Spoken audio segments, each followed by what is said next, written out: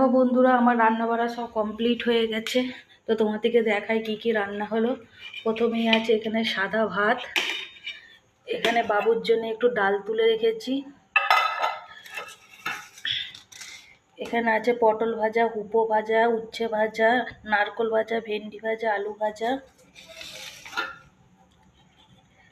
এখানে আছে চালতা দিয়ে ডাল,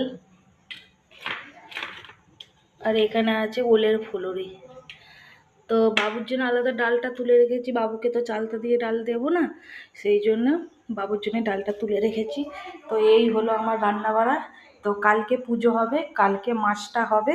তো কালকে কি হয় তোমাদের সাথে শেয়ার করব সব কিছু। তো তোমাদের কেমন লাগলো আমাকে প্লিজ একটু কমেন্ট করে জানিও বন্ধুরা। তোমরা কিন্তু কমেন্ট করছো না, কমেন্ট করে জানিও। চলো আজকের মতো টাটা, বাই বাই, শুভরাত্রি।